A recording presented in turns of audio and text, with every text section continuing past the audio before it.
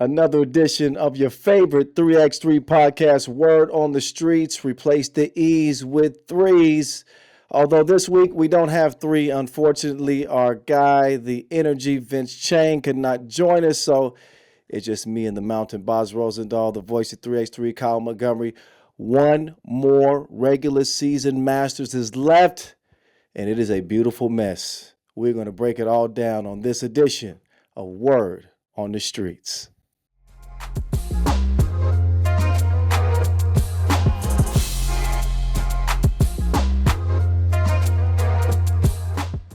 All right, so Bas, man, here we are, 16th stop of 17 this year. It has been a hell of a year, a long year, and still some things to be determined before we get to the World Tour Final in Manama here in a couple of weeks. We talked about this last week, but I think it's cool, man, to still have some things kind of in the air. I like how you worded it in your recent write-up when you broke down all the scenarios, and it is a beautiful mess. 7 teams already locked in. We know those, but 3 performance slots. Of course, Seif's got the host spot. There's still some movement to be made in the money standings. There's still some teams that are in right now that could potentially be out.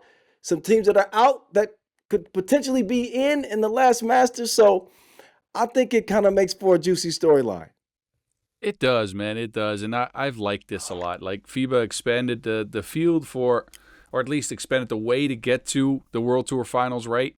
And it's given us all these storylines. It's given us all this juice at the end of the season. It's given us, well, a lot of unpredictability, actually. But the main question on everyone's mind is not on the court, Kyle. People haven't seen you for a while on this show, right? How are you doing? Yes. As another like a third time dad? 3-time dad? There you go. How's life, bro? Like that. I mean, look, me and you talk, but I know people are kind of dying to hear like your home situation's changed now. I see kind of those bags right there under your eyes. Hey man, come on, Boz. Don't do me like that. Don't do me like. Yeah, I missed y'all, man. And I come back and Vince isn't here, but being away, man, and having a new baby girl, Zaya Carol Montgomery, for those who don't know. So I was off the map for like a month or so, and also still traveling, covering the Masters and stuff, man. So, I've been deprived of sleep. I've still had to work, and I missed y'all, man. Did you miss me? Yeah, of course. And again, I was lucky enough to be able to see you in the last couple of stops on the World Tour. I know Vince has missed you dearly. I think we're gonna have to break out a Vince Chang impersonation at some point here. Sensei, I've been following you. I've been following you since Utsusomiya, and I can't do it. I can't. I'm not a good Vince Chang. You better get this. Your man Vince Chang, 3x3, the energy, baby. I know anime, Sally Mae, with a slip. I can't even do it either. And I'm gonna miss everybody. Vince Chang, there you go. He ain't talking too fast. We just listening too slow. That was a terrible impersonation of Vince Chang, but I had to try to get him back because he tried to get me last pod, and Vince, it was marginal. It was okay, not that good. But we miss you, bro. I hope to see you soon, obviously on the next podcast. But, Boss, we got some stuff to sort out, bro. Like, yep. You crunched the numbers. We talked about the 7 teams that are already secured. Y'all can check the standings and verify that. But you got teams like Rifa, Vienna, Hangzhou, Skyliners, Ulaanbaatar, MMC Energy, all kind of implicated in this jumbled mess as we head into this last Masters in Bucharest. And we lean a certain way for certain teams that we feel like are going to be good. So, for example, Hangzhou, who are far and away the leaders with pro circuit wins. So, they drop out of the Bucharest Masters, and I don't know why, but they are very likely going to be there in Manama, pretty much guaranteed. But does that make it more interesting, or do we even have a clue why Hangzhou would drop out of the last Masters? They could have moved up in the standings, and what is that about? Idea. That is a weird move to me. Just again, we checked the website today. The pool, the pools for the Bucharest Masters came online, and I looked. I was like, wait, replacement Toulouse? So Toulouse is in, which is also kind of a story unto itself because they're right in the middle of a pack of teams that could still kind of shift positions going into that World Tour Finals, which mainly has financial implications, but still, look, a bag is a bag, so why not? They were going to be sitting ducks out there just waiting for other teams to perform or not perform, but now they have a chance to, well, at least try to make a move. But for Hangzhou, I don't get it. I really don't. It must be injuries. It must be something else. But for them to drop out at this stage, they haven't played a Masters in a while. You need to get rhythm going into the Manama Finals because they are assured of it. I mean, they're in the top 10 for now. They're ninth. Could be a team that gets them. If they do, they're going to be in a performance slot. Mm-hmm. But again, they haven't been on the Masters since Shenzhen. That is quite some time. They're not going to be playing until Manama. I'm hoping they're good. We'll see. They're one of the most confusing teams in the entire pro circuit as is, and they have just gotten more confusing.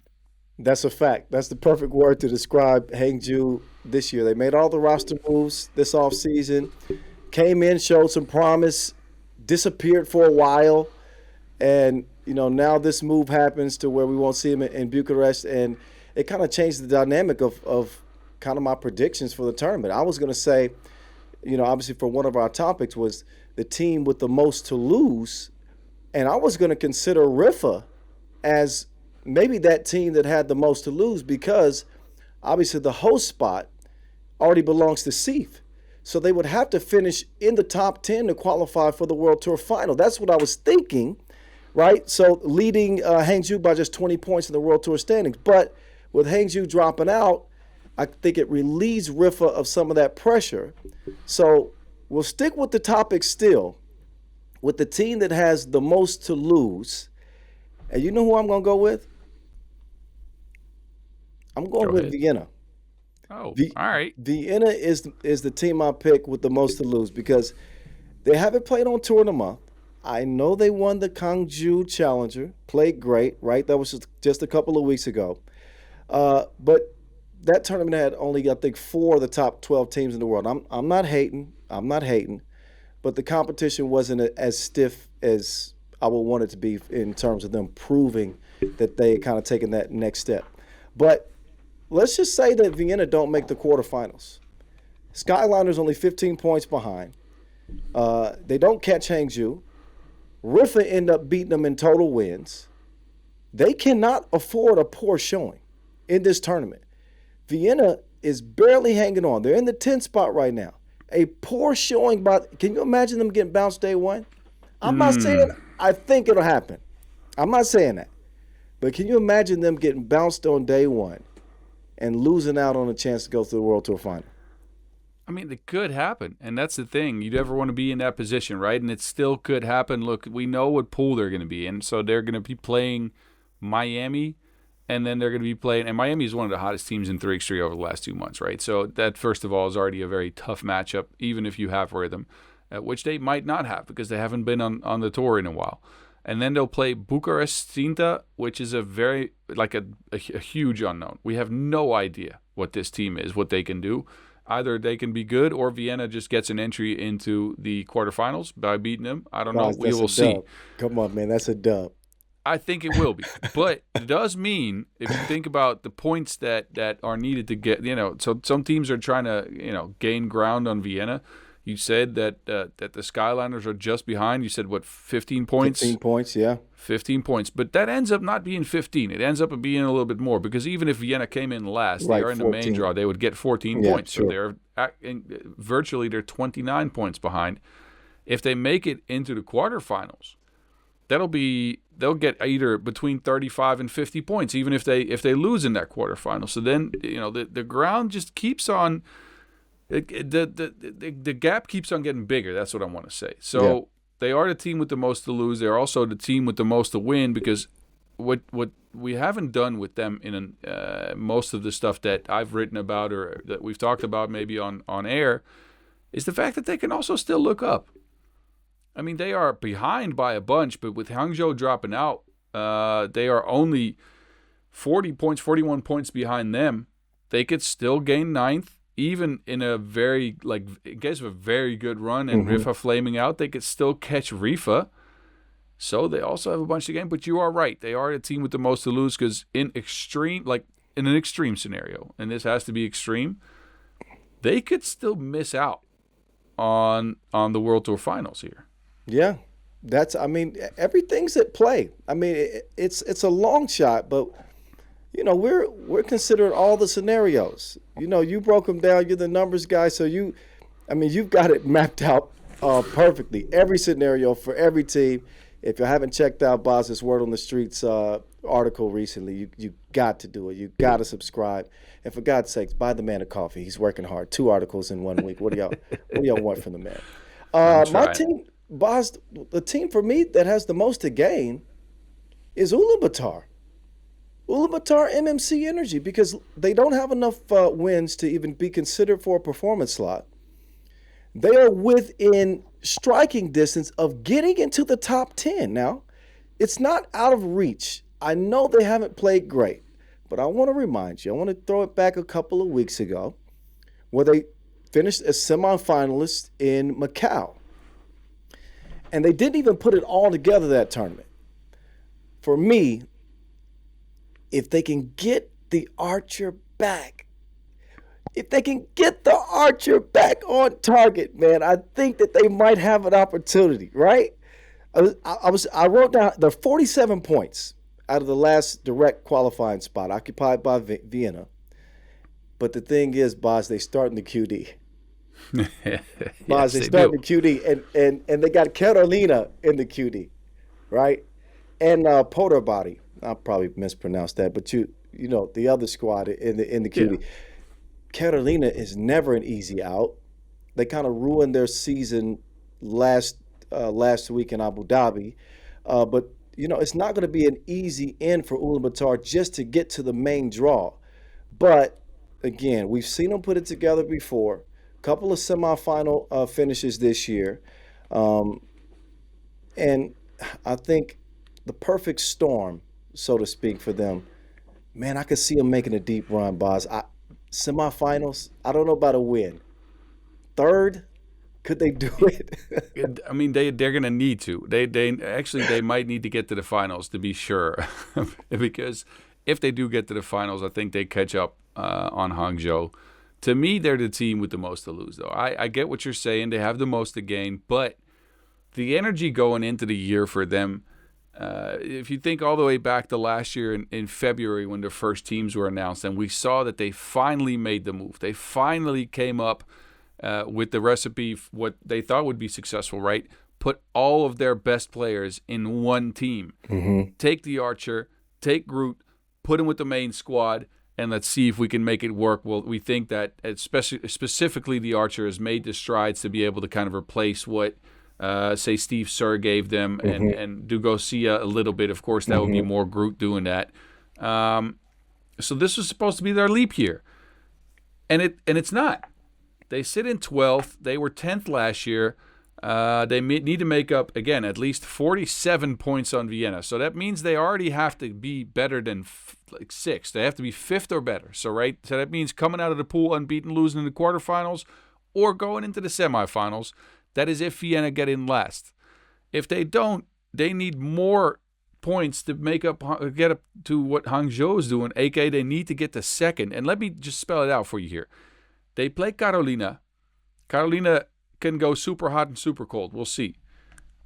You just said Podobradi and you couldn't pronounce the name right. Let me get you what Podobradi did in the Hangzhou Challenger. They beat Toulouse, they beat Valencia, they beat down on Hangzhou, and then they lost to Rauden Vars in the finals, or in the semifinals, I mean. This squad can actually hoop. They've been making some noise. All right. And look, Ulaanbaatar isn't a guarantee to beat these fellas, dude. So it's already a tough QD. Now, if they get out of the qualifying draw, they will feature in Pool D, which means they play Rauden Vars, against whom they have a 2-12 record over the last 5 years, and Liman, which they have beaten 1 set of 5 tries in the last 2 seasons. They'd have to win all these games, or at least most of them, before potentially facing off with Vienna Oh yeah. which would be if they won that, they'd give themselves a chance. If they don't, then look, whoever else they faced, Vienna is in the pool with Miami. So what if they stay? What if they have to beat Miami? That's the hottest team in 3x3. So either they play their rivals, or they go up against Miami, which is also a tough task for them, especially stylistically, as Ulaanbaatar likes to play slow. Yeah. Miami likes to play fast. I don't think the Archer's built for a shootout, oddly enough. I think this is a guy that needs to get his shots in the rhythm of their offense, not in the rhythm of Miami's offense. The odds are very much stacked against a team that made the finals last year and thought they would improve. So for me, they are the team with the most to lose, although I'd say the other team here is Lugano Handong, who are just out there sitting ducks in case all of this magical stuff happens for Ulaanbaatar. And Lugano is the only squad that's in this race that's not even outside of Hangzhou now, that's not even featured in the tournament. So they're just going to be watching from home. But Lugano's got 23 Pro Circuit wins, which is tied with Vienna and Rifa. One of those two teams is going to get a win, right? So they're going to be essentially out anyway, right? No, on performance slots they are not, because again, there's two scenarios here. I think for the people at home that haven't seen my article, these are the scenarios, right? There's a 6-team race based on the top 10 and the performance slots. There's two scenarios in that race, which are A, Ulaanbaatar does magical stuff, right? Which is when the trouble starts, which is when Ulaanbaatar get into the top 10, which is still a possibility. That would drop another team out. That team, like you said, would compete with Lugano for the performance slots based on wins. Those teams could get wins, and Lugano cannot, as they are at home. It would be 4 teams that are kind of right around the same amount of wins, battling it out for 3 spots. So that would be the trouble. If Ulaanbaatar drops out in the qualifying draw, Lugano's in. That's it. That's as simple as it is. They will get a performance slot because no team can get to them. They might be the last performance slot gotten, but it's still in, right? Wow. But yeah, so Lugano is out there sitting ducks. I think the team with the most to gain, though, I see you.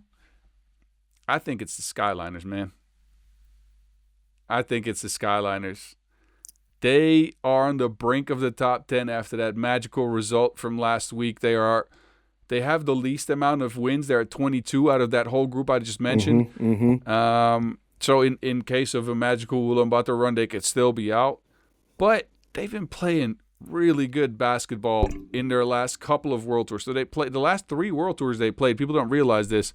They came in 12th in one of them, and they made it to the finals in the other 2. Won, second in another one. This team has improved. They've grown, and I think they could punch their way into the top 10 if they have a good result. Now, again, going back to the pools in Bucharest, they will be facing off with both UB and Rifa. So It's tough. Nothing's easy, and they might be out after the pool phase, which is still a large chance to get in, by the way, obviously. Yeah. But this team has the most to gain as they could knock out Rifa, which is direct opponent, and which is a team they could magically, if everything falls right, they could still gain on them and get enough points. It'd have to mean a win, but they won last week, so who's to say that they're not going to do it again? I was going to say the Skyliners are the team I picked that are currently just outside, but at the end of the Bucharest Masters, they're going to be in. I see them climbing into the top 10. I really do, Bas. I think this team has found their identity. I think that you can now see a clear trust from Kojic with Fertig, kind of a changing of the guard, passing of the torch with Fertig getting the MVP in Abu Dhabi, and his player value was off the charts. He was incredible in the final, scored 10 points, second in the tournament in scoring. You always want to be peaking at the right time of the year. When I worked for the NBA, we always talked about the teams that were peaking as they headed into the playoffs. It wasn't so much about early season, mid-season. It was late season. Who's peaking? I can't think of many teams that are peaking like the Skyliners are now. Obviously, coming off a World Tour Masters win, that is pretty evident and pretty easy to say. Miami's up there too, but I could see them easily creeping into the top 10. I think that Leon Fertig has evolved before our eyes, and he's become a star He's become a guy that his teammates trust, beyond just Kojic to lead them. They're coming in hot, man. Skyliner's going to be in the top 10, mark my words. That's a bold prediction, if any. But I'll say this, and this is a guy you haven't named, but I've talked to a couple of people around 3x3 in the last week. And, of course, a lot of credit went to Leon Fatigue, and that is just. I mean, he deserves that. A lot of credit went to Kojic, by the way, for the beginning of the season. He would scream at his guys on this team, and he's toned it down, and he's managed to find a way to get his team going without being a bully for most of the game. But a lot of people mentioned, outside of Nicholas Kropp, who's also played better as of late, right? And especially defensively, but also his offense has improved. Almost everyone I spoke to talked about Kevin Bryant, about the fact that he has become now one of the premier screeners that this league has, one of the best screeners in the game, undersized. He's a really good rebounder. He gets you all the 50-50 balls. But again, his screening action enables Fatigue. His screening action enables Kojic. Kropp, not so much because he works off of those screens himself, but they get a steady stream of buckets from him every game, and he does not need the ball in his hands. He doesn't need to create his own shot at all. He just screens, does his job, and he does it very, very well. So just wanted to get his name out there and give him at least some laurels. You know what? I've been showing Kevin Bryant love for the past couple of years because I like these guys that do the little things that you can't really quantify with numbers, right? It's the dirty work. You have to be a real basketball head, 3x3 head in particular, to really understand his value with that team. I agree with you 100%. Unsung hero on that squad. I don't think they function properly without his role on the team, right? They're coming together. Kropp is getting more confident. Fatigue has just continued to emerge. And Kojic is still playing at a high level. What I'm impressed with Chef Kojic because he's taking his hands off the reins a little bit more. And I've never seen that from Kojic in his career. Nope. He is the alpha dog at all times. Give me the damn ball. I want the shot. Fatigue took the game winner against Miami. And you heard, you were right there. You interviewed the guy. Kojic comes up and what does he say? MVP. MVP. To me, it's moments like that matter. It builds chemistry and cohesion with the team. And that's why I say that the Skyliners are a team to look out for, not only in Bucharest, but I think that they are going to be in the final as well. And, man, look out for them in the final too, man. I wouldn't be surprised if they won the whole damn thing in Bucharest. If they keep playing like this, they might. That is a very, very bold prediction, man. But if they keep playing like this, they might. And you want to know? I talked to Kojic after the tournament, and I asked him, look, because I saw the fact that he, kind of gave that trust. He wasn't on the court for the last possession of the game. When have you ever seen Stefan Kojic step off the court when a game winner could be taken? Right. Never. And I told him, I was like, look, you guys have really grown, but I've never seen you do this. I actually mentioned it to him, like, Stefan, you weren't on the court for the last possession. He's like, yes, I trust these guys. He said, what I told him, I was like, Niklas Kropp, you guard Mitch Hahn on the last possession. He's going to take the shot. And then Leon, you give him the ball right away. And I'm like, all right. So he just kind of saw this coming because this is exactly what happened. Kropp got to stop. And then Fatigue got the ball, and he had all the trust, which is, again, I've never seen that from him at all. I don't know if I'm more impressed with Kojic for that or more impressed with your Kojic impression. What was that accent you just used, Bas? Can we hear that one more time? I tried to do the little Serbian accent just a little bit, brate. All right, so we've talked about the teams now, Kyle. I want to talk about players. So there's a lot of guys out there in Bucharest that could make a difference for their team, either to get their team into the top 10, to solidify a performance slot, or just get a good result, potentially even shift the team up or down in the World Tour standings going into that Manama final. So I'm curious. Let's pick three each. Who are the three players that could make the most difference or could make a difference when they play Bucharest? Why don't you start us off? Okay, I'll go one and then you go one. All right. I'm going to start with Wakanda Forever. The Black Panther himself, Quincy Diggs. You dig? For Vienna, a team that we talked about is on the brink. It's a big tournament for them. They can't afford to flame out. And I think that Quincy Diggs is going to be the guy that leads the way. I think he has to be. They transform into a totally different beast when Quincy Diggs is balling, like we saw at the Hangzhou Challenger. He topped the field in player value. He led in rebounds, 6 points a game, 41% from two. When the Black Panther is playing like that, Vienna are an entirely different monster. When you think of a team that their pillar, in recent years has been their defense, I think that that's something they can always pretty much depend on. It's been their offense that has fluctuated. Kaltenbrunner hasn't been that great this year. And to be honest, they've been decimated by injuries as well. That's a relevant part of their story. But, what a story it would be for Quincy Diggs to come in late season, right? He missed the first, I guess, couple months of the season. Mm-hmm. For him to come in with it on the line for Vienna right now, with him playing great, to finish the season in Bucharest with a big tournament, lead him into the World Tour final with confidence. We've always felt like he's got that star power. He hasn't always played up to standard, right? We've been somewhat critical of Quincy, or at least I have, because I expect big things out of him. But he's the guy that I think will be a difference maker in Bucharest without a doubt. Because if he's not, Vienna could be in trouble. They could be. You are right. And with Diggs, it's not just his on-court play. It's just it's also a big question what haircut he'll sport this time, right? Haircut? What haircut? He ain't cut nothing. He went with the natural last time. He did. He's been changing it up. All right, let me get you mine. So I think going into this tournament, Lehman could be poised for a big run, right? They're kind of right there. They've had some rest. I like the makeup of their team. Haven't quite punched through in a while. They've had some decent results in their last couple, although the last one they played wasn't all too great.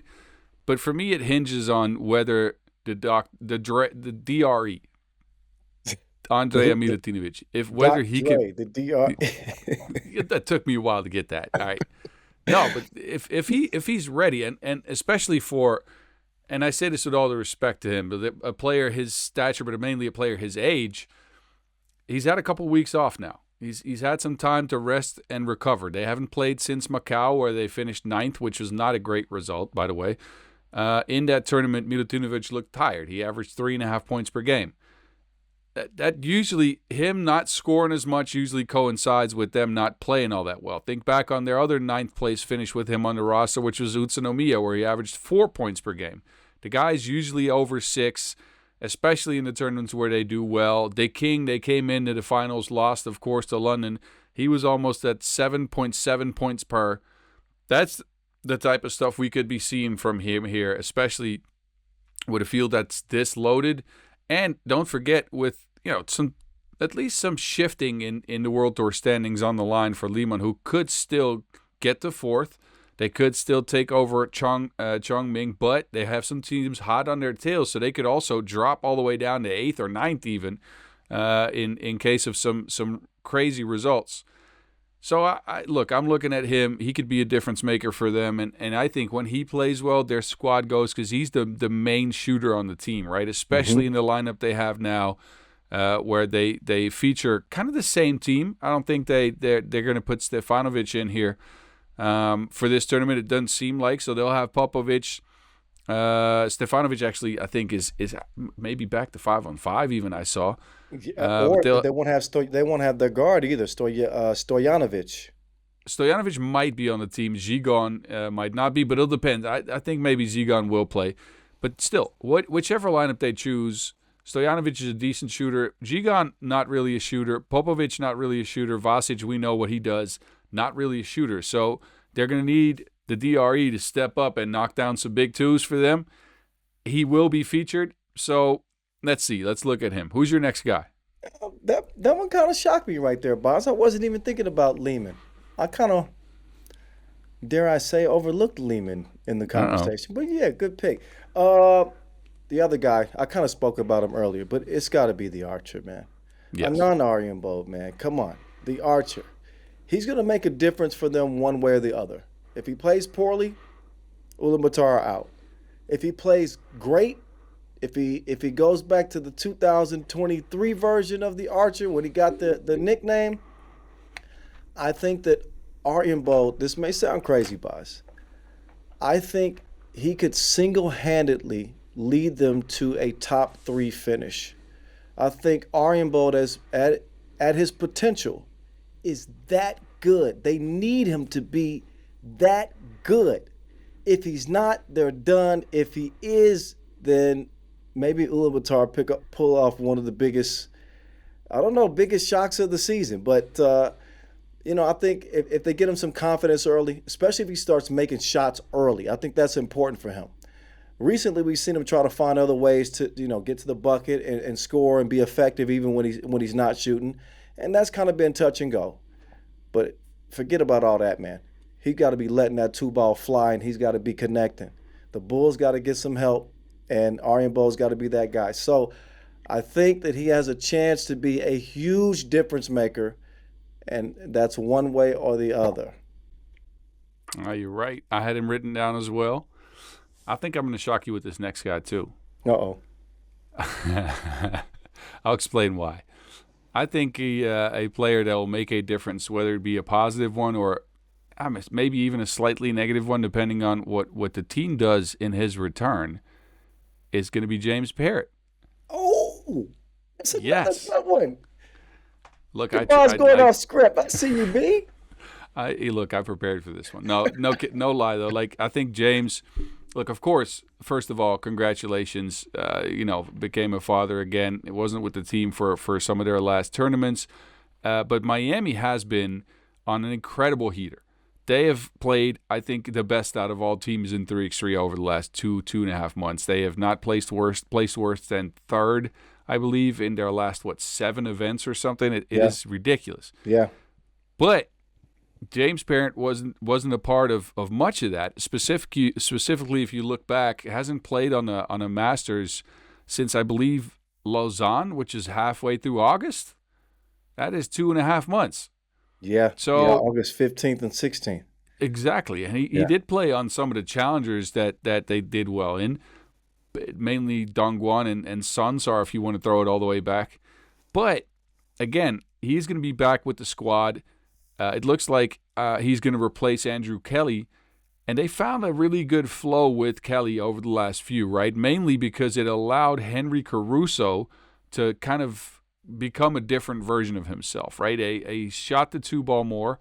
Parrott is not the player Andrew Kelly is. Kelly is going to be in the dunker spot. He doesn't need the ball in his hands. He doesn't need to create anything. He's just kind of waiting out there to get rebounds, play defense, and if he gets a lob pass or if he catches like a second side action, maybe he will attack.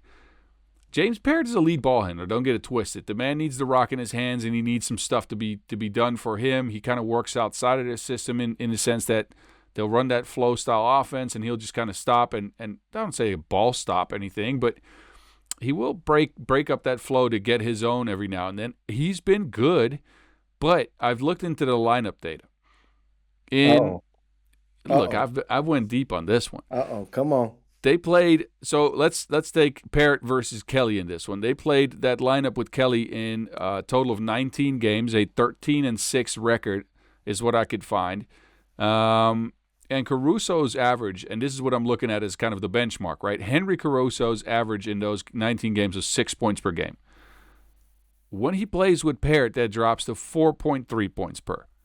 Of course, there's going to be more shots going to James. He's going to take up a larger chunk of the offense, but it also relegates Henry to be the main screener, kind of to be the main – well, he's always the main rebounder, but he's kind of the main off-ball guy, the main screener on the squad, with Kelly not being there. The sample size for that lineup, by the way, with Parrott, no Kelly, is 28 games. They have a 24-4 record, so again, it doesn't really speak to winning or losing all that much.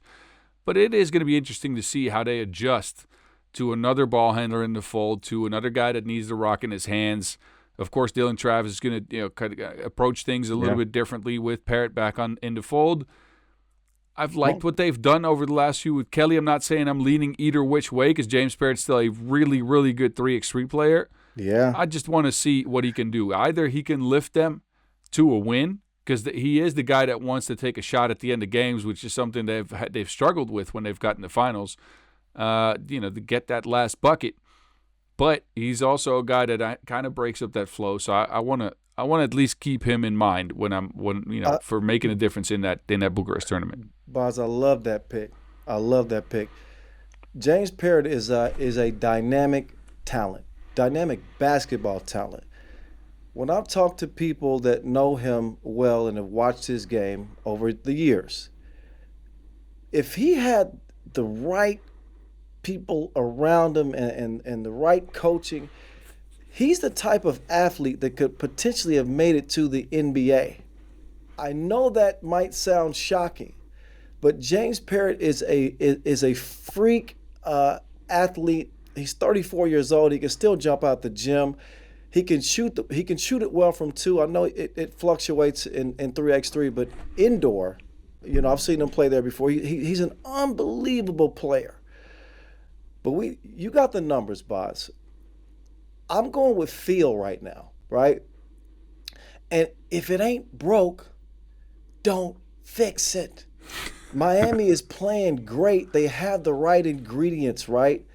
I mean, it's working out. And I'm not going to say I was a skeptic, but Kelly playing with Caruso, I thought that these given their skill set, they might be interchangeable type players. But Henry really shocked me this year with his ability to extend the floor. He's shooting it great from outside the arc.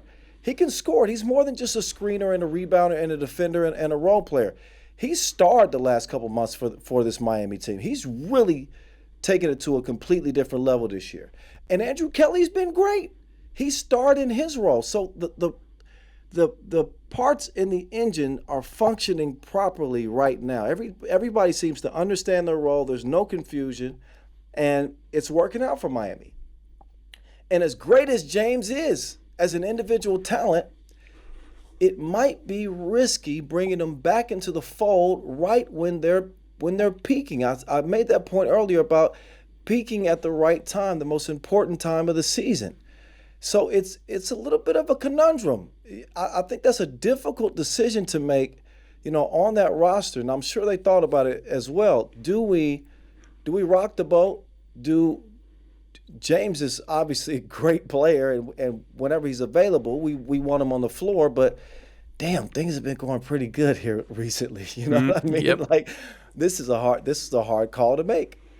I can't say whether or not if I was the decision maker on that team, the coach on that team, if I would put him in or put him out. I mean, even now thinking about it, I'm like, what the hell do you do? They decide to bring him back. I don't think it's a bad decision because he's a game changer.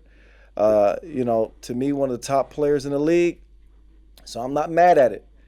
But man, I'd be a little bit concerned about rocking that boat, man. I'm telling you. What I mean? You're right.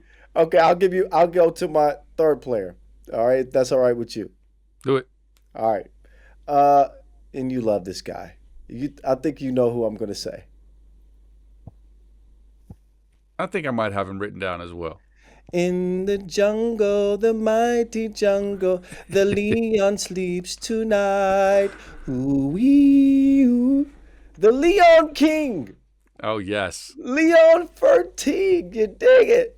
Man, is that an easy pick? Is that like a gimme pick, picking Leon? No, it's not. Because so, he could upend that whole tournament. Okay, so good. I went with Leon Fertig, MVP in Abu Dhabi. The team is on a mission, and he's a player on a mission, man. I can't say anything bad about Fertig right now, man. I just love his character. I love his humility. I love his drive, man. I just love what he's become in the league this year. I hope that he continues to get better because I really see him, as a star, man. I really see his star on the rise right now. And, Bucharest with the Skyliners not completely safe. Another big opportunity for him with the confidence of his teammates behind him, coming off that MVP. Leon Fertigue is going to be a difference maker. Trust me. If we thought Abu Dhabi was good, I think he's got a chance to even top that. If he gets some help from Crop, we know what Kevin Bryant's going to do. And we expect Koish to be pretty consistent. He gets some help from Crop. Skyliners, I'll say it again. They could win the whole damn thing with Fertigue leading the way. He's my third and final player that's going to be a difference maker in Bucharest. And you better know he knows all the stakes as well, man. This guy digs in. He knows exactly what he needs to do. So, yeah, I like the pick. I'll get you my last one. And I know you'll be throwing up the homer signs here, but I am going to take someone from Amsterdam Rabobank here. Right. But it's not Worthy and it's not the Connect. It is BA. Okay. Brian Alberts. And I'll say exactly why. Amsterdam had been on quite the slump over the last few months. Had not done that well. Like they got the semifinals, but they also flamed out in the pool once. They just didn't have it. I saw something in Abu Dhabi last weekend that made me kind of believe that they might recapture the magic that they had early in the season when they had a string of second place finishes and looked like the team that would for sure kind of challenge maybe Oob or at least pick up a Masters win during the regular season, which is what they haven't done. I saw a poised Worthy. I saw Maarten Bouwknecht play at a high level. Jan Driessen, you know what you're going to get. And what I also saw in Abu Dhabi, and let me read you this stat. 3 makes out of 19 attempts from the 2-point arc for Brian Alberts, who has a silky smooth touch that he somehow left in customs going into the Emirates. So for this Amsterdam team to still play that well without him, and mind you, go back to their game against Miami in that tournament, which is where they lost, right? Semifinals, a 21-19 game. That was a nail-biter, a high level of offense in that game. Brian Alberts had 3 points. He made his only mid-range jumper, of course, and then he went 1 for 2 for 2. That is not what you need from him. Jan Driessen scored 5. He scored 3. Yeah. BA, if he has it going, and look, whichever combination of players they have on the floor, if he has it going, he gives them a tertiary level of offense that only Bouwknecht can kind of get to, that mid-range jumper, as well as a consistent source of twos, which, again, Bouwknecht can do it. Worthy sometimes. He's a streaky shooter. Yeah. Jan, he will knock one down in a tournament. That is about it. So they need Brian Alberts to continue this upwards path that I saw if they want to get back to being in peak form in the finals. Because don't forget, they won the finals last year. They want to repeat. But that is going to mean Brian Alberts is going to have to refine his stroke, refine his touch there. Do you think he's going to be a difference maker on the positive side, or do you think that? Well, we never specified whether it had to be on the positive side, right? That's true. I'm putting you on the hot seat because I'm willing to give my take. Do it. BA right now stands for been absent, and he going. This is no shade. I like BA, and he's got a really refined game. You can tell he played high level ball before, right? Like his mechanics are there, but he is such a he's a difficult player to get a finger on, right? Because we've seen him lights out before. Like he's the ultimate variable. He's got a lot of volatility to his game. You know, I'm using a stock reference, but like when BA is playing, who's beating Amsterdam when Worthy, BA, and Bouwknecht, and we know what Dries is going to bring. When all those 3 dudes are playing at their potential, I don't think anybody can, and I agree with you. Yo, who's beating them? Miami potentially Oob, but those 3 are neck and neck.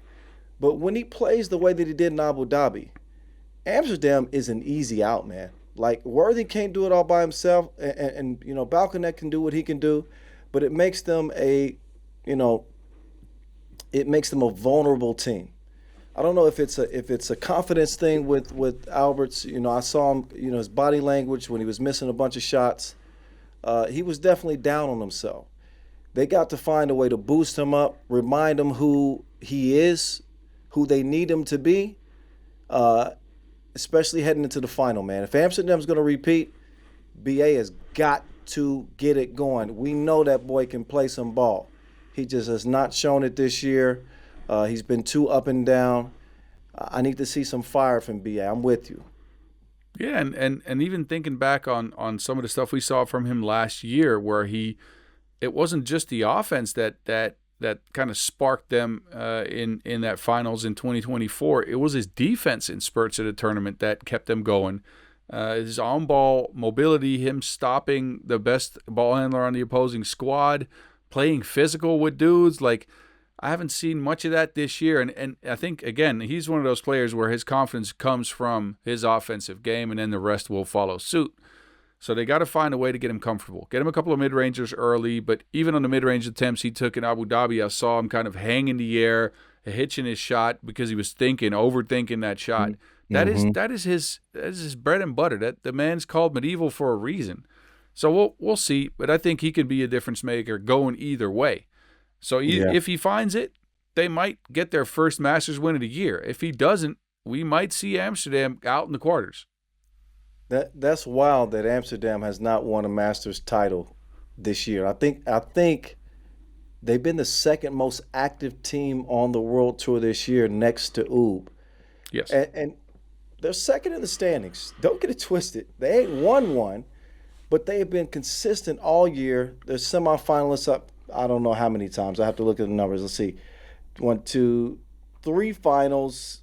4 other semifinals. I mean, they've been right there. But Alberts is the guy that's going to get them over the hump. You know what I mean? I completely agree with you.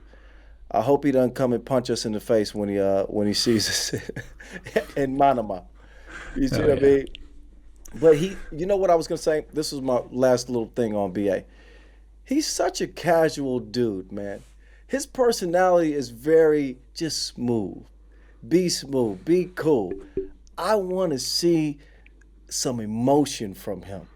I want to see him get after somebody, get up into somebody defensively. I don't know if that's a part of his personality, right?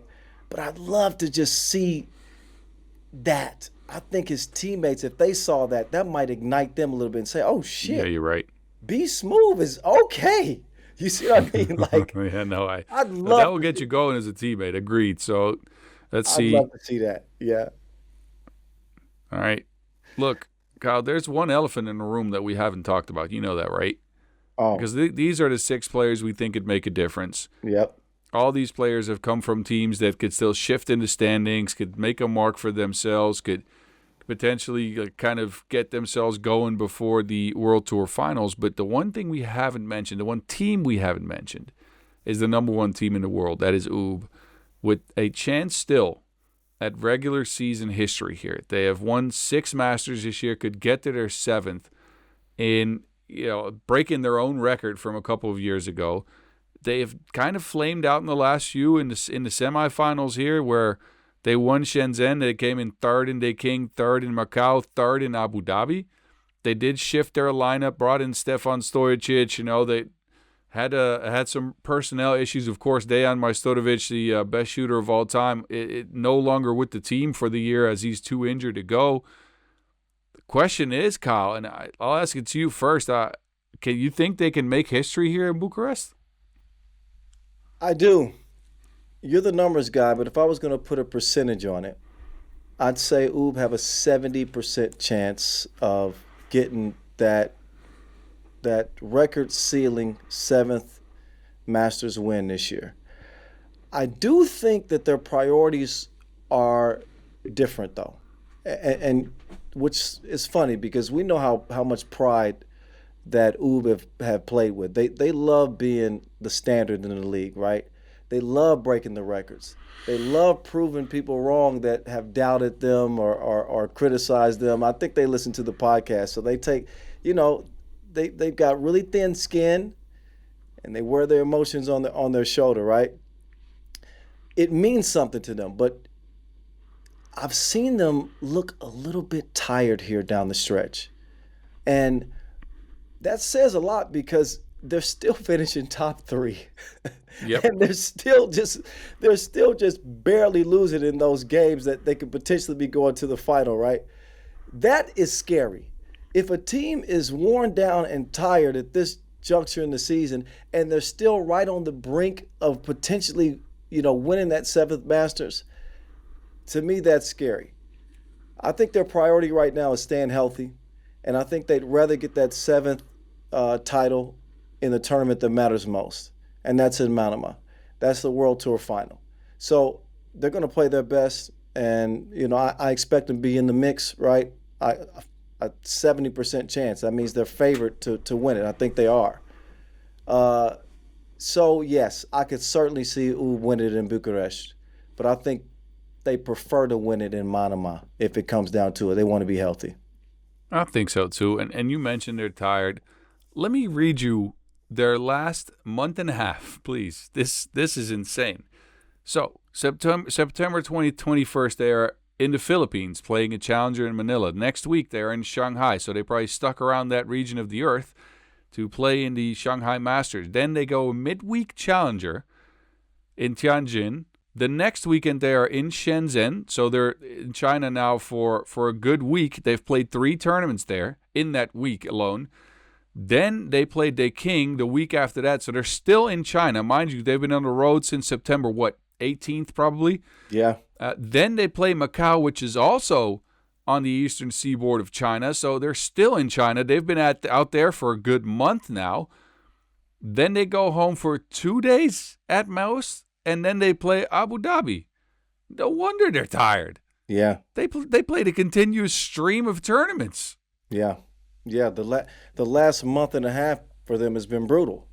And you could see in some of those games, they looked a little worn down. They seemed to press. They got Mr. Robot, in the fold, and he gave them some new life, certainly gave them some offense. But, you could see it. They weren't as sharp as we saw them early part of the season. You know what I mean? So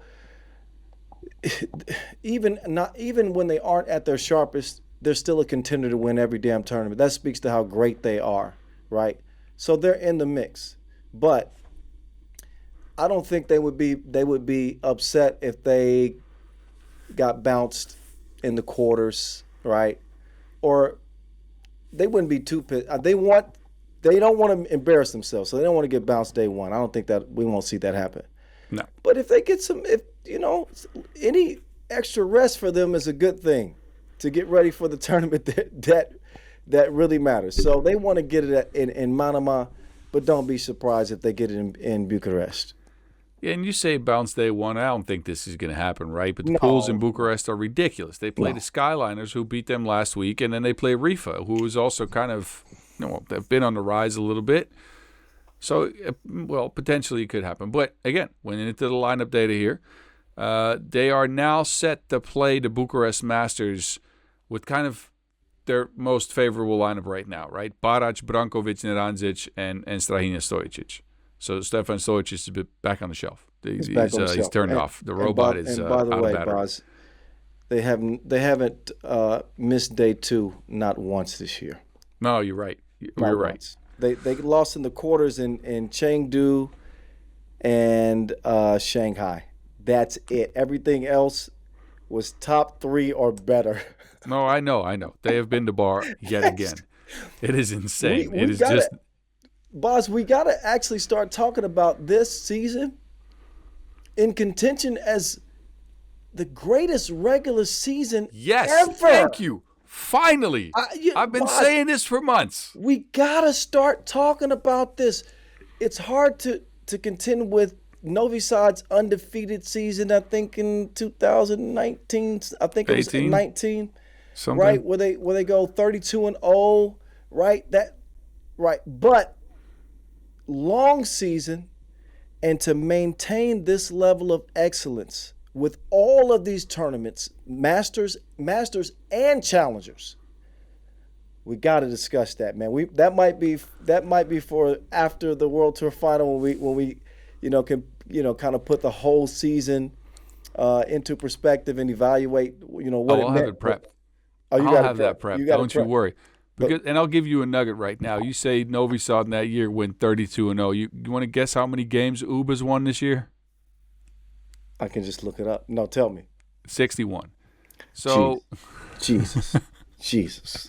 So again, look, but that is a discussion for another time. I agree with you. Let's go back to the lineup data, right? So with these four guys on the floor, with Barac, Neranzic, Brankovic, and Stojicic, they've played 5 World Tours this year. One of them being that Chengdu Masters you mentioned, where they came in 8th. They won Edmonton, they won Lausanne, they came in 5th in Shanghai, and 3rd in Peking. Nothing's guaranteed, man. I'm telling you right now. Nothing is guaranteed. This lineup is huge. Bullshit. This lineup, they've got all the passing chops. They got all the scoring chops they need, but they can also run into teams that kind of out-tempo them. Bullshit, boss. I'll tell you something that is guaranteed. Getting to the semifinals at least. Oh, yeah. All right. Getting to the semis at least. That's a guarantee based off of the history of this year. Yeah, especially because they cross with some teams that as of late have not been able to beat them, right? So say they get out of the pool, they face either Amsterdam, Chongming, or your veritable pick of the qualifying draw teams, Toulouse, Barcelona, or Lausanne. Yeah. Count that top 4. You could probably see that top 4 starting to take shape there, huh? Yes. Yeah, pretty clear. Pretty clear. Yeah. And then it just depends on who they face off with and however much that team has left in the tank. But I do think there's a pretty large chance they could even get to the top in Bucharest. I know what you're saying. Manama could be the spot to do it, but they still have some time off after Bucharest too. It'll be a couple weeks before Manama hits then. True. But they've now had some time to rest and kind of recover. I mean, look, you can't really recover from a stretch in a season like that, but at least they've gotten their stuff back to not living out of a suitcase. Well, I hope Coach Zero and Dacia gave the guys the whole week off. Let them relax because we want to see them at full strength and see how they want to finish this season. I tell you, if they run the table, we're gonna have a real discussion on our hands. I'm gonna shift the discussion because I wanted to catch you off guard with this. We chatted about this in Abu Dhabi, just randomly, and we were talking about the format this year changing to 3 teams with performance slots, compared to the way it was done last year, and I kind of liked the new fold, right? Yes. But we both thought that an expansion of the format to qualify for the World Tour final might be interesting, right? So I was thinking maybe a 6-team QD, right? Yes.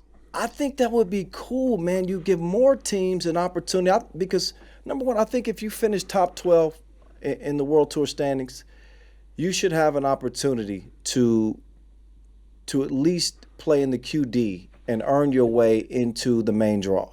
Right? The way it used to be back in the day is if you finished top 12, that's all you had to do. You finish top 12 best teams in the world, they play for it all. We've added a couple of new folds over the years. This year makes it interesting. The host slot is always, kind of cool. I mean, I don't know if the hosts ever are the biggest threat. Like, Sif gets the spot this year. But I put them all in the QD, man. Put the host in the QD with 5 performance slots, 6 performance slots, whatever, and earn your way in. Now, look, I'm all for it, right? Especially because this change from last year when there was only 1 performance slot, and I do believe it was about win percentage.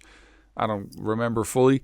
But the change to this year where they have 3 performance slots has been significant, right? It's been interesting. It's given us some drama at the end of the season. It's given me a lot of stuff to write about, which I'm very happy with. I think so. Let me counter by saying, or not counter, but let me expand the discussion here. Would all the performance slots have to be about wins, or could we get a performance slot for something else? Now you really stirring the pot, bro. There you go. Like for what though? Like what? Fast team that has the most wins before the limit. Fastest. I don't Like know. what? Most shootout contest wins? No, I'm kidding. Like, no, but honestly, though, no. So, what if you have 3 performance slots that are based on regular season wins, 1 performance slot that is based on win percentage, and then kind of a cutoff of a certain amount of games? So you can't just have played 1 tournament and done well. But like, there's certain teams that don't have the opportunity to play all the tournaments, but they're still kind of decent, right? So Yeah. let's get kind of a flyer team in there, that win percentage squad, or whoever else team that has on average placed the best in challengers. I really don't know, man. We can think of a ton of stuff. Teams that have missed out on the country cap rules from qualifying from a challenger a ton, which is Ooh. that would be New York Harlem, Ooh. I believe, this year, or Or Barcelona. or you now you got me thinking. This hit me out of left field. Or what about a fan vote? What Oh, about a fan vote that for would be sick. maybe the fans can elect a team they want to see play in the QD? Like, oh man, that would be crazy. Like, think of like London, right? Yeah, Think of Carolina, who wasn't as active. Teams like we saw Spain this year really emerge. You wouldn't yeah. want to see a Barcelona or a Valencia maybe in the QD and have a shot. Mm-hmm. Marbella, you know what I'm saying? Like, I don't like, man, that really opens up Pandora's box, though. I didn't expect the conversation to go there. All right, so let's go with this then. I got another one. So you say fan vote. How about a peer vote? A peer vote. Well, here's what I would be concerned about. Peer vote, nobody's going to want to vote in a team that they are actually afraid might do some damage. You know what I Yes. mean? Like, nobody's going to vote Carolina in because, truthfully, don't nobody really want to see Carolina, at the World Tour final because they're a team that could literally beat anybody when they play their game. You see what I mean? Okay. So peer vote's off the table. I'd probably go team that has won a world tour and that is not there, right? So London would still have an opportunity in that case. I like that one. So that would be interesting to me too. Yeah. I do like. I would love to hear from some people at home though. Look, hit us up. Let us know what you guys think, because I think this could be a real possibility, especially with this late season drama and the way we're now kind of all looking at that last Masters. I don't know if you remember the last Masters of last year. I do believe it was Shenzhen off of the top of my head, and honestly, I think that might be the one Masters I didn't even tune into. Oh, And shame on you, boss. you be damned, I'll be watching that Bucharest Masters start to finish. I'll start watching the qualifying draw. And I have to, because the main drama starts there with Ulaanbaatar featuring there. So I'm going to watch every single game. My wife and kids are not going to see me. I'll be locked in a room somewhere in the house screaming at my screen, listening to you. But that's what I'm saying. Like, I think we can expand on that. I think we can get some more teams in, because that will also expand the drama going into the later part of the season, expand the storylines going into a final Sure. like that. Yeah. And I'm all for it. I'm all Yeah. for it. That would be cool because, word on the street, no pun intended. It's the name of this podcast. And nothing's confirmed, but we expect to have maybe 1 or 2 more Masters next year. It's gonna be more opportunities, a little bit of a bigger season, potentially. I want to clarify, we don't know anything, definitely, but to maybe expand the format with a bigger season. Oh man, that would be good. That would be good. Yep. But this is the type of stuff that Bas and I we talk about on the road. We always chatting and thinking about ways to improve the game, or not just beyond just players and teams, but the league itself, which has gotten better. Each and every season it's gotten better, bigger stars, better games, faster games. So maybe that's on the horizon. We'll see. Yeah. All right. Well, look, we started with a topic list here, and I think we forgot one. So let me late add here. Okay. and we Do it. can make this up on the fly because I think Uh-oh. we're through the material that we thought we had to go through. The one thing we forgot is we forgot to make a Power Five. No, boss, I ain't prepared. But you know what? I'll go off the top of the dome. I'll go off the top of the dome. What's up? Do it. Are you gonna put me on the? You gonna put me on right now? Okay, top I of the mean, dome. I can do it too, No. but all right. Let's say this. Okay. I don't know if you agree with me, but Okay. I do think the top two here is pretty clear, and whichever order you want to put them in, but Ooh, Miami and Oob Miami. right now, Yeah. Yep. right? Yep. And Okay. One, two. Ooh, Miami. yes, and I probably go as far as to put Miami in one, but that No, I agree with you. I agree with you because let's clarify. Because people always get the Power Five twisted. They're saying they think it's a ranking of the best teams. It's no, not exactly the best teams. It's the hottest teams at the moment.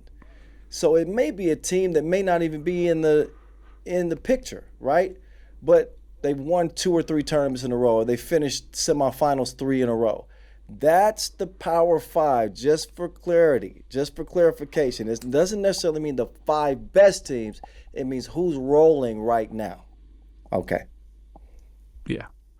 Yeah, and to me, Miami again in their last 7 events, they've placed top 3. I think that outshines Oob by just a slim margin, not much, but Oob has that 1/5 place in Shanghai, and they came in third the last 3. So I'd for now I'd have to give the number 1 spot to Miami, number 2 spot to Oob, but behind that is when it gets really messy. I honestly. I'd have to go by feel on this one because I don't have the numbers because we didn't prepare for this. But based on last week's performance, I'd have to put the Skyliners in the mix. Yes. Whether that be 5th, 4th, or 3rd, I'm not sure. I would say Amsterdam after that semifinals run would get the benefit of the doubt. And then, man, this is a difficult exercise, honestly. You could go Rifa. I know the last time we saw Rifa in Macau, they finished 8th. They flamed out in the quarters, but the previous 3 tournaments, all semifinals, 4th, 3rd, 4th.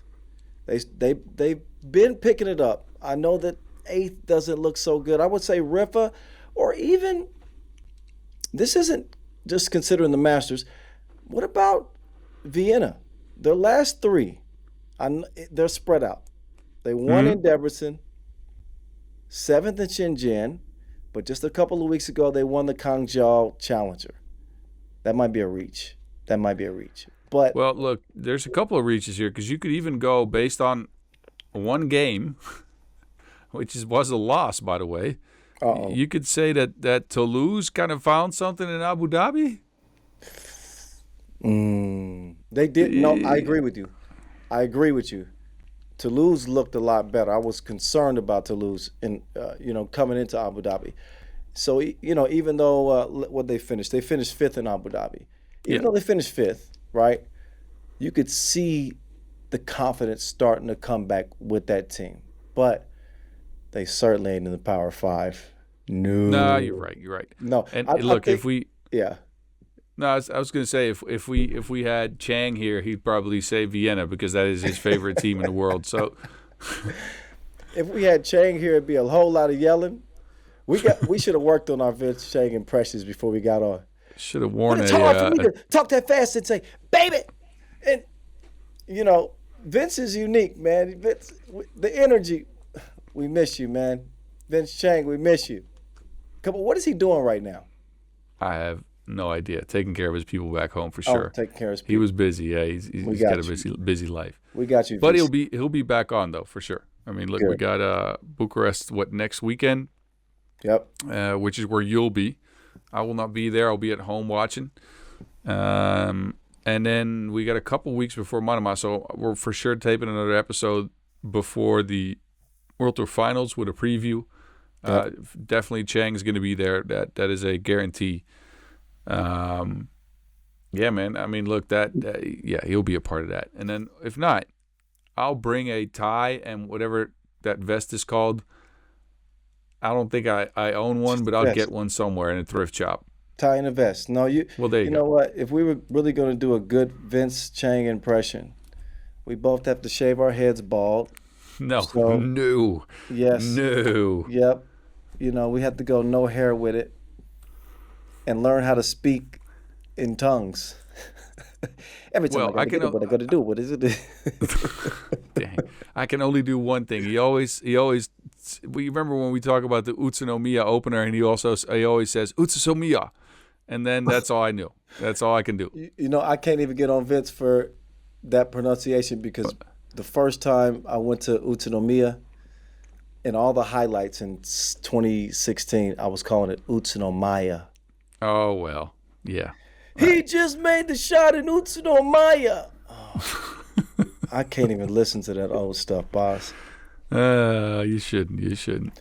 Anyway, listen, man, I'm gonna be leaning on you in Bucharest because the numbers just start making my head spin. I'm gonna be well prepared as always. So I'm gonna crunch the numbers and figure out all the scenarios. I'm gonna use your articles that you wrote this week really as my main my There main you go. study material. See, there So you that I go. know so that I know what's what. But if I happen to slip up, I know you got my back. So even though you won't be in Bucharest with me, on location, you'll still be with me. Right. No worries. I'm just a text away, anyways. Good. Good, man. So, yeah, I'll be heading out there. In case y'all don't know, the regular season finale going down in Bucharest, Romania, November the 8th and the 9th. Y'all know where to find us. Log on to youtube.com/FIBA3x3. Check out all the action from the QD to the main draw all the way into the final. So we're looking forward to seeing y'all. And make sure y'all hit us up too as well on here. At Word on the Streets, replace the E's with threes. That's on social media. Y'all chime in with us, right? All right, so that's that for this episode of Word on the Streets. Boz, appreciate you, bro. Sorry I was a little late tonight, man. Oh, no worries, man. I got all the time in the world for this. Chang, take care of yourself. We'll see you soon. All y'all out there, be safe. We appreciate y'all for watching. We'll see you on the FIBA 3x3 World Tour. This has been Word on the Streets. Peace.